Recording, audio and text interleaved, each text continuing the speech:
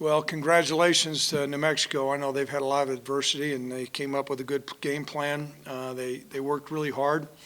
We've got to improve in a lot of areas of our football team, specifically offensively. When we're scoring the number of points we're scoring, that's just we're not going to win any football games off of that. So that's got to change. And I don't quite have a clear answer. There's a couple things I think that we're doing well right now, but obviously not near enough of the things that we're doing well. We've tried two quarterbacks in the game. At times I think we run the football well. We don't bring down some contested balls. We overthrow some open, deep players. It's like a broken record. And, it's discouraging. But my job as a head football coach is to rally these guys around. We're going to regroup. We got a big game out in San Jose this next week. Also, we are 4-3. I've reminded our football team of that. And we need to band together. We'll see what the injury report said. I know Trayton Welch took a hard hit late in the game there. But really disappointing loss, and we've got to learn from it, which we will, and we'll move forward. So at this time, questions. Greg, you said you were going to talk to Tim Polasek about the identity of this offense. What is the identity? Now, I talked to Tim Polasek about what we're going to do with our quarterbacks, and I really don't have an idea. We tried different things today. What Rocky presents is a unique challenge, and I knew that coming in, and it was not going to allow us to maybe do some conventional things. We certainly wanted to run the ball better. We needed better execution at quarterback, and I don't necessarily think we've got that. And obviously 3 points, you get down there and we jump off sides and things like this, and you need to play clean football. And so we're frustrated. You sense my frustration. I'm not going to let it spill out. But we've got to get better. And, this tape is not going to be a pretty tape to look at. I think there were some things that we did okay on defense.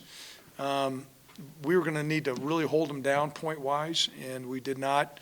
And we got to generate some offense. We're kind of grab-bagging a little bit. And so the identity is not clear, and that's got to get cleared. Greg, I know it's not all about the quarterbacks, but are they executing in practice and just not having the confidence in games? Well, games a lot of times are going to be more challenging because there's some things that you try to script during the course of a practice. I can tell you the completion percentages are really high. But you get out in the game, and what we have to be able to do is the things that we are strategizing during the course of practice needs to get executed in the game. And, many times coaches will say, we're not executing, and I'm here to say, well, we're not executing. Whose responsibility is that? That's not all on the players. That's on us as coaches as well. I mean, to be able to connect and say, okay, what things are we demonstrating in practice, and then how can we execute those better in the game? And that's got to be, some ebb and flow with the players, because right now offensively we're off kilter major. I mean, you've got a shutout, 3 points, and I mean it's. But nonetheless, I knew this was going to be a challenge. A lot of credit to Rocky, and I applaud Rocky for staying in coaching. Quite frankly, I wish he would have taken the day off today. That didn't. Coach, went back to Sean there in the fourth quarter. What led into that decision, and is that between him and Levi, is that going to be a conversation kind of moving forward? Well, we're going to analyze everything. During the course of the week, I looked at the body of work as far as being able to throw the ball downfield. At that time, I knew that we were going to probably be in a little bit more a drop-back game, and I felt like Sean had demonstrated better skill sets to do that. That was not our intention during the whole game to be in a drop-back mode. We had schemed up some quarterback runs, some play-action pass, power reads, and all those things. But that was the thought process there. I thought Sean did a couple things pretty good during the 2-minute drive, but there were some things that we missed, and we left some plays out there on the field. Greg, your teams don't commit penalties, and they don't turn the ball over. I mean, how head-scratching has this been for you over these last 3 weeks?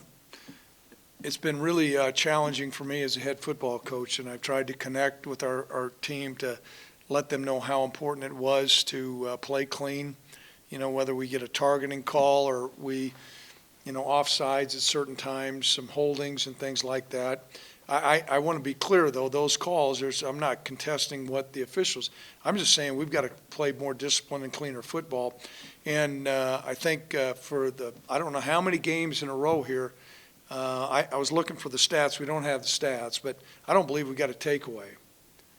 And I don't know if that's like 4 games in a row. And today I know we turned the ball over once early. I don't know if we had another one. Yeah, we had 2. So we keep on chasing the turnover margin, and that's just a bad formula for us. I can tell you this, there's nobody in that locker room, including the coaches and players, that are not trying. I understand trying's not getting it done. I don't question the effort. We got to make a better plan. We got to execute a better plan, and that needs to be connected better with the coaches, with what we're asking the players to do, and we got to put them in a position where they can go out and play with confidence. But it's the chicken or the egg. It's okay, well, I have confidence, so I'm making plays. Well, you make plays and then you have confidence. And so players need to, when they say, well, I don't have a lot of confidence, well, you got to make some of these plays too. And we're in a rut right now, and we got to get out of it. I know you guys were familiar with Chavez, but he had only passed once this year. Did he catch you guys off guard? You know what? The touchdown pass did, but he's a competitive guy. Danny loves him. I know that. And he hit a wheel on us last year at a big time. And the 4th down in the play action pass was the tight end hit and came across the middle. A good call by them. We had a guy with a busted coverage, and it was a good play. So he threw a couple good passes, and they made it hurt. Another pretty solid performance by the defense. What are your thoughts just on how that group just kind of keeps going out there and giving you guys opportunities? Well, defense can always keep you in a game, and they kept us in a game for the lion's share. Obviously the touchdown before the half, that changed the complexion of the game. But there was time and time again where they went out. We had several 3-and-outs, and we came up with a stop. I think after the turnover deep in our territory, and then they missed a field goal, which kept the game in doubt. So, we've got to improve, and I want to make. It'd be easy for me to make a couple statements that sometimes you regret, and this is kind of where I'm at. I'll look at the tape. I understand we got to get better, and that's my job as a coach to figure out what buttons to push to get us better. Other questions? Cody, nothing? I guess just what's the spirit like in the locker room? Do you feel like you have the leaders on this team that could? I think we have good leaders on the team, and I think particularly that's where you see, when the defensive guys run out there and they keep on fighting. We don't have a fractured locker room, and that's going to be important, although every loss makes that a little bit more harder. But that was my message to the team. We got to hang together. We got a whole lot of football left. We've got good guys in that locker room. We can play better. But this, all things considering, Cody, I think the spirit's pretty good in relative form to, losing 3 games in a row. I mean, to say everybody's happy in there and it's no big deal, that's a misstep. And you got guys disappointed, angry, and frustrated. But you don't have guys pointing fingers at their teammates. And we'll continue with that. And that gives me an indication we have a good culture. That culture's got to flip over to coming up with a win.